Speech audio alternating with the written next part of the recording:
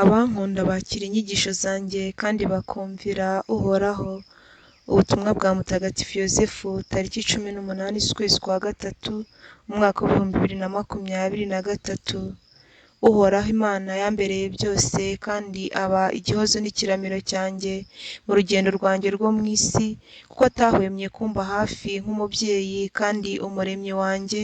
bityo nanjye iteka nkahora muhanze amaso kandi ugutwi kwanjye kugahora kuzibukiye kumva icyo ambwira kandi n'icyo anyigisha, bityo nkakira mu rukundo n'ituze, kuko nari nzi ko Uhoraho ari we mwarimu wanjye kandi akaba umwigisha wanjye muri byose. Ntako bisa kuba narigishijwe n'Uhoraho kandi akambera inkingi yanyoboraga kandi inkingi yankomezaga mu buzima bwanjye bwo munsi, kuko yambereye byose kandi akambera umubyeyi mu buryo bw'agatangaza, aho isi itanyumvaga kandi aho isi itakiraga umunani nagabanye kuri Uhoraho, kandi icyo Uhoraho yashakaga ko nkora mu isi kandi icyo mara mu muryango we mutagatifu yitoreye kandi yashatse kugaragarizamo ibimenyetso n'ibitangaza. Nabayeho rero nk'intamenyekana mu isi kandi mbaho nk'intabwa mu maso y'abantu, kuko abahanga b'isi kandi n'abanyabwenge bayo bambonagamo nk'imburamumaro kandi bakabona yuko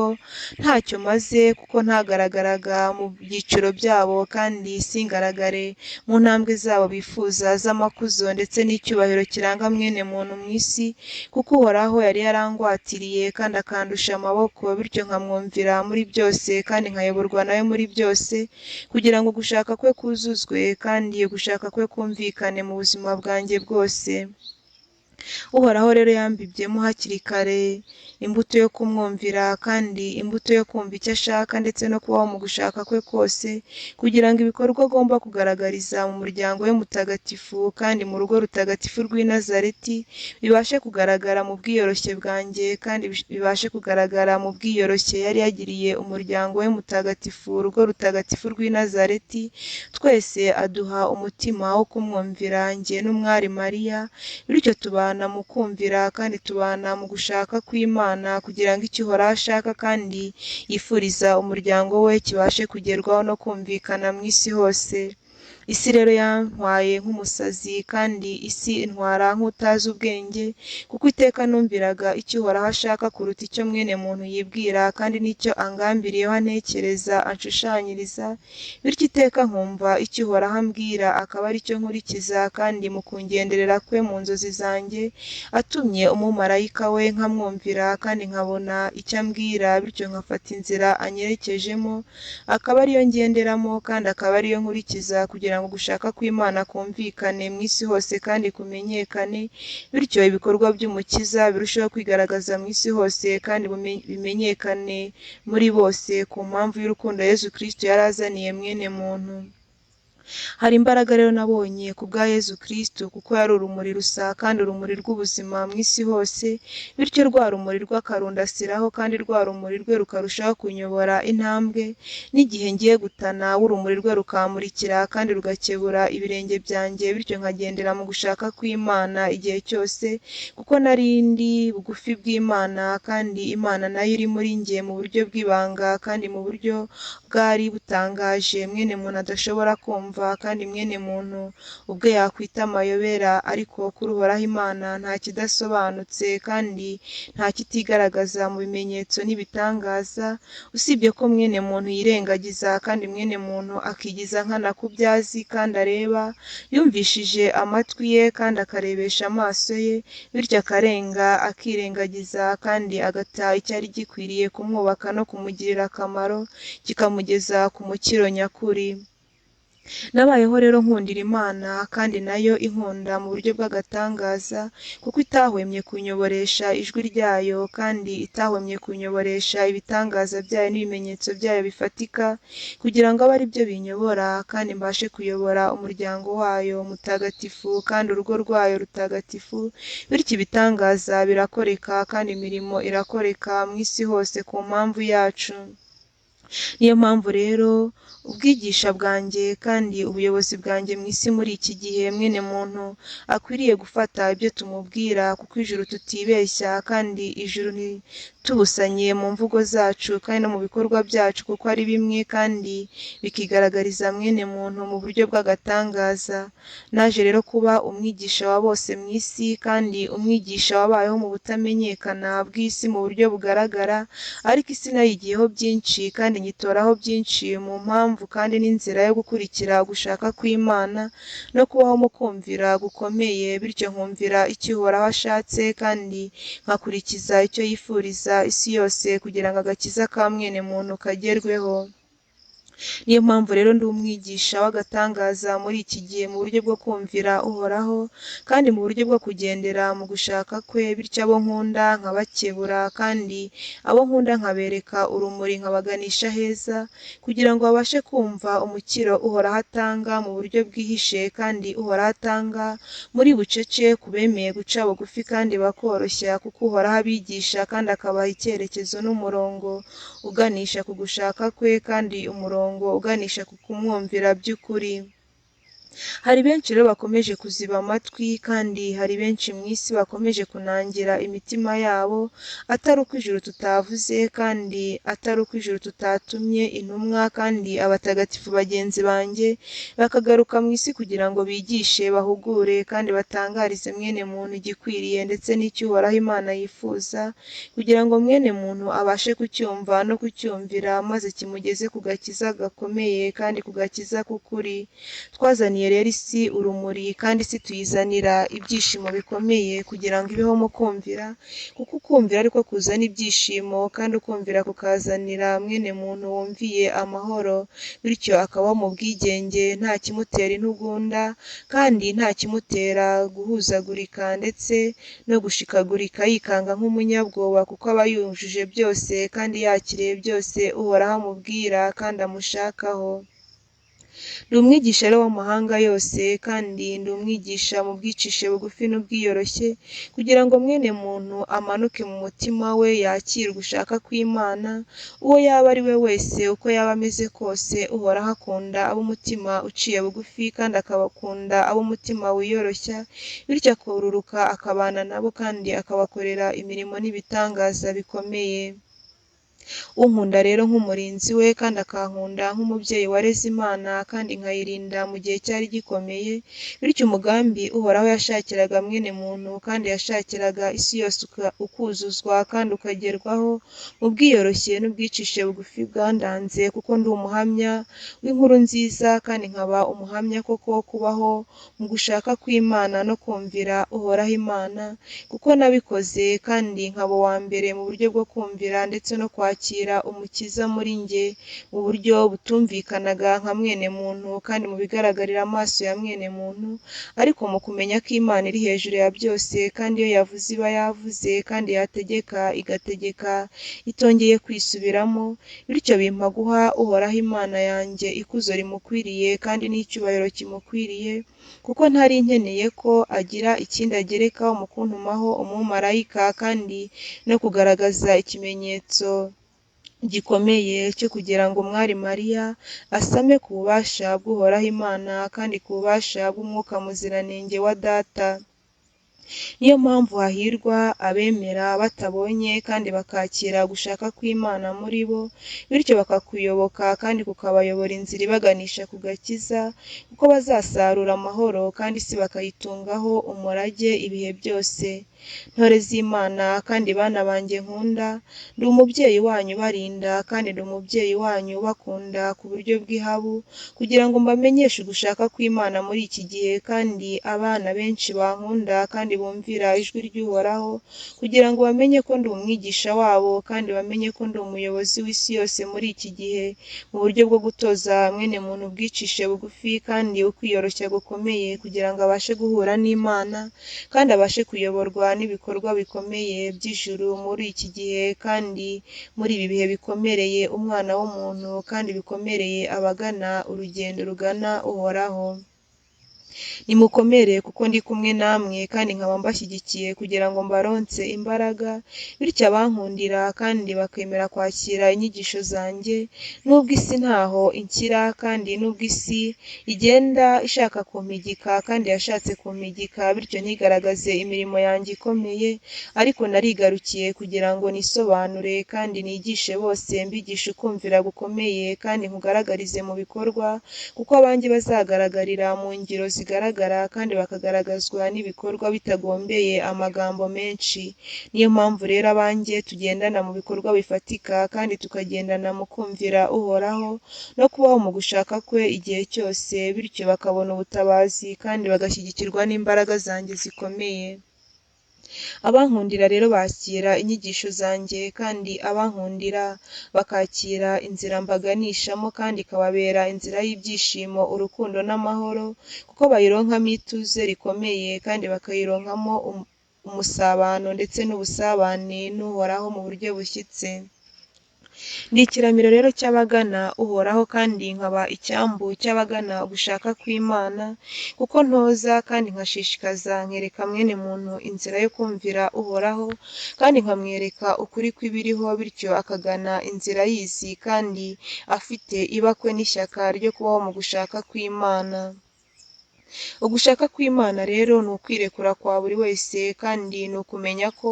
Uhoraho agufiteho umugambi kandi Uhoraho ko ari umutegetsi wa byose, ibiboneka n'ibitaboneka ko byose yabihanze mu bubasha bwe kandi ntawe uhari ndetse mwene muntu ubwe nta ruhare abigizemo, kuko byose byakozwe mu bubasha bw'Imana isumba byose kandi bikagaragazwa n'itegeko ryayo rimwe ryagiye ribeshaho buri kintu Uhoraho ategetse ko kibaho, kikabaho nk'uko abivuze kandi kikajya mu mwanya acyoherejemo kandi agishyizemo. Ni igero cyo kubaho mu gushaka kw'Imana kandi mu kubaho kumvira ijwi ry'Uhoraho,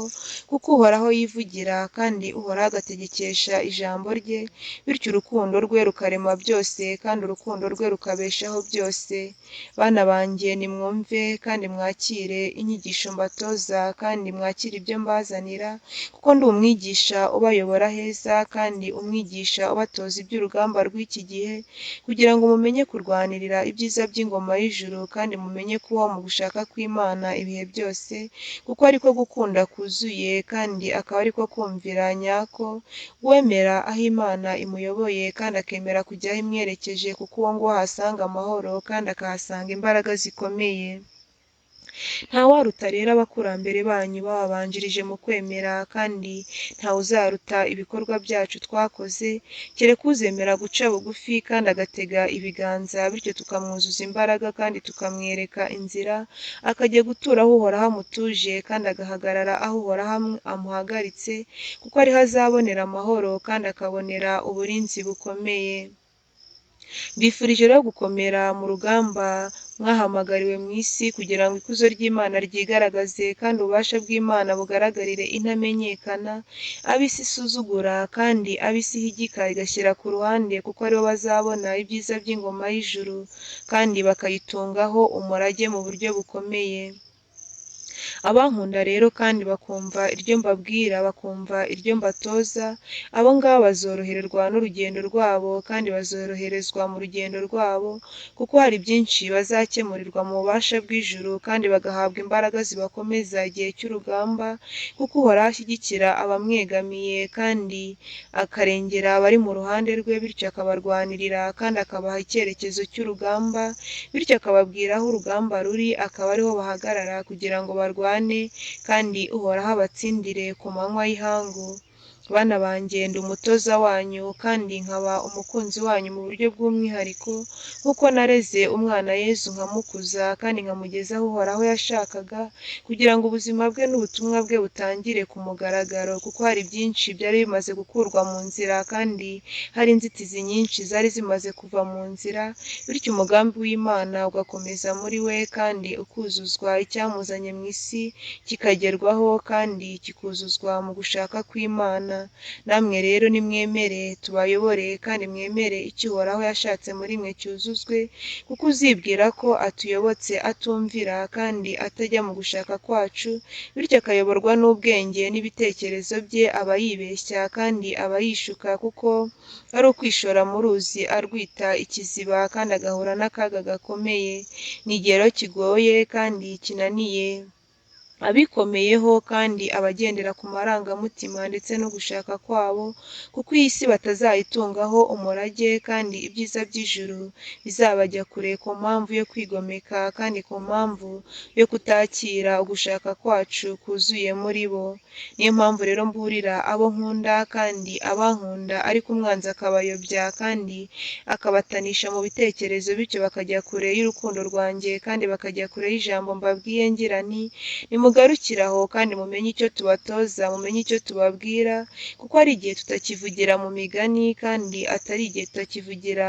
mu marenga, kuko turi kuvuga dukora kandi buri wese ibikorwa bye bikamwerekeza aho agomba kwerekera kandi bikamugaragaza uko ari, uri mu gushaka kwacu tukamubona kandi n'isi yose ikamumenya ko ayobowe n'ijambo ryacu kandi ayobowe n'ubwicishe bugufi buturuka mu mutima w'Uhoraho Imana. Niyo mpamvu rero ari igihe cyo kuyoborwa n'ububasha bw'Imana kandi akaba ari igihe cyo kugendera mu kumvira gukomeye. Ndi umuyobozi rero w'abagendera mu gushaka kw'Imana kandi nkaba umuyobozi w'abumvira ijwi ry'Imana bakarikurikiza kandi rikabayobora, bityo aho ribaganishije akaba ariho bajya kandi aho riberetse akaba ariho bahagarara, bityo bakaronka ibyiza kandi bakaronka umunezero udashira isi idashobora kubanyaga kandi isi idashobora gucubanga, kuko igihe cyose baba bujurijwe imbaraga kandi igihe cyose bakaba bari mu bubasha bukomeye budahangarwa n'umwanzi. Niyo mpamvu rero intore za jambo kandi abakunzi b'umusaraba wa Yezu Kristu badahwema kugendera mu kumvira kandi badahwema kugendera mu cyo ijuru ribasaba, bityo isi ikabababaza kandi isi ikababona nk'abatumva, ariko ugushaka kw'Imana bakurimo kandi baguhagazemo. Abo nkunda rero ndabacyaha kandi nkabacyamura mu bwitonzi bwanjye bwa kibyeyi kandi mu burinzi bwanjye ndindiramo buri wese, kuko nzi intege za buri wese kandi nkaba nzi aho ngomba guhurira na buri wese, kugira ngo mwuzuze urumuri kandi mwuzuze urukundo rwanjye, kugira ngo mukebure mu cyiza.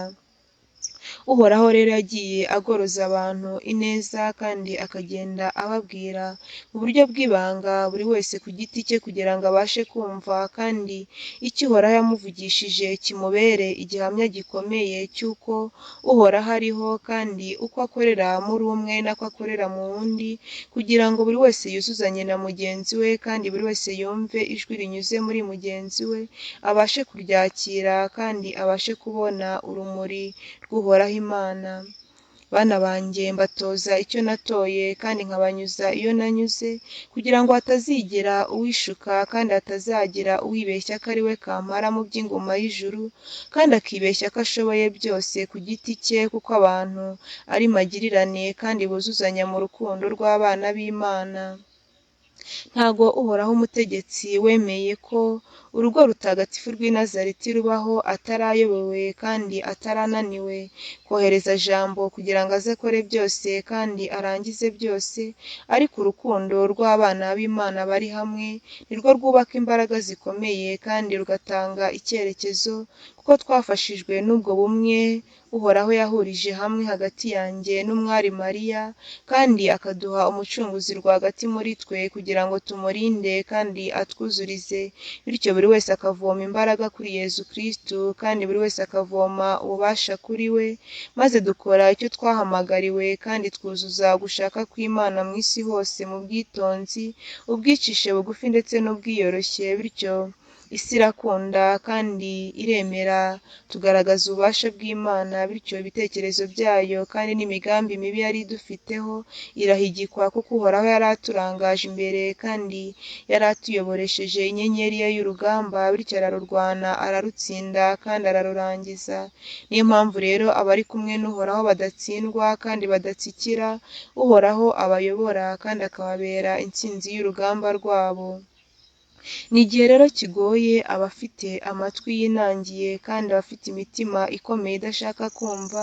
kuko na n'isaha tukivuga kandi tukiburira abacu kugira ngo bagendere ku rukundo rwacu kandi bagendere ku mpanuro twatanze mu isi hose, kuko tutaranzwe n'ubwikuze ahubwo twaranzwe n'ubwicishe bugufi, kugira ngo gushaka kw'Imana kuzuzwe kandi kugerweho muri bose. Niyo mpamvu rero ari igihe cyo guca bugufi kandi akaba ari igihe cyo koroshya gukomeye, kugira ngo Uhoraho yitegekere kandi Uhoraho yiyoborere mu ijwi rye kandi abwire bose, kuko ari igihe twese abatagatifu tuganje mu biremwa kugira ngo dukomeze guhugura, kuko twaje gutegeka isi kandi twaba twaraje kuyoboresha ibikorwa byacu by'urumuri rw'Uhoraho, kugira ngo mwene muntu aziburwe kandi ave ku izima ry'ikibi ndetse n'akamenyero ka bimwe mwene muntu byamutwaye, bityo akibwira ko Uhoraho imigambi ye ihora ari imwe kandi ibikorwa by'Uhoraho bihora ari bimwe, kuko Uhoraho akorera igihe ashakiye kandi agakorera muri bose, bityo ibikorwa bye bikiyuzuza muri bose kandi bigasakara muri bose. Ni igihe rero Uhoraho akomeje kuzuza ibyo yavuze kandi akaba ari igihe akomeje kugira ngo yishyuze buri wese icyo yamuhaye kandi amumurikire talenta yamuhaye, bityo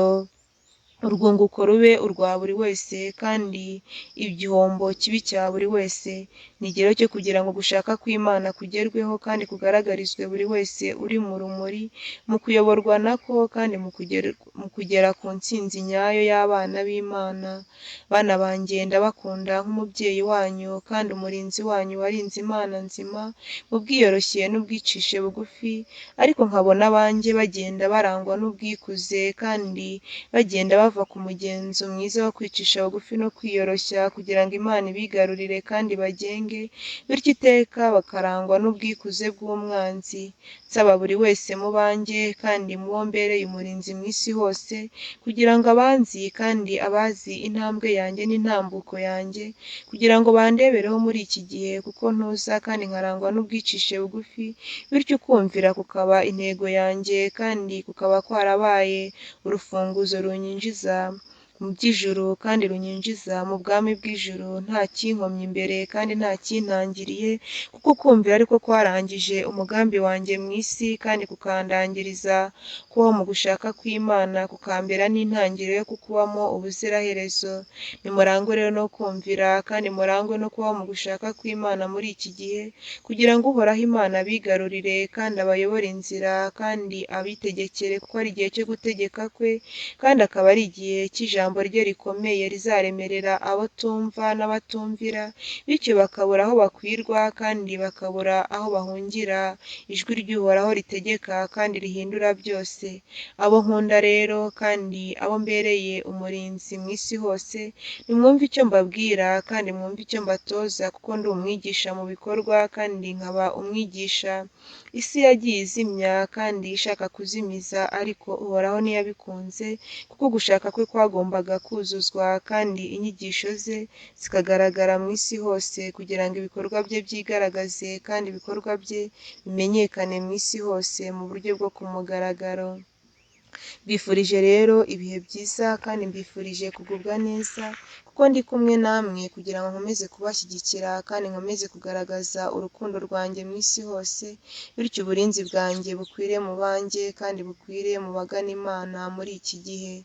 Amahoro ntore z'Imana, ibihe byiza, kugubwa neza. Ndabakunda kuko ndi umwarimu wanyu kandi nkaba n'umurinzi w'isi yose,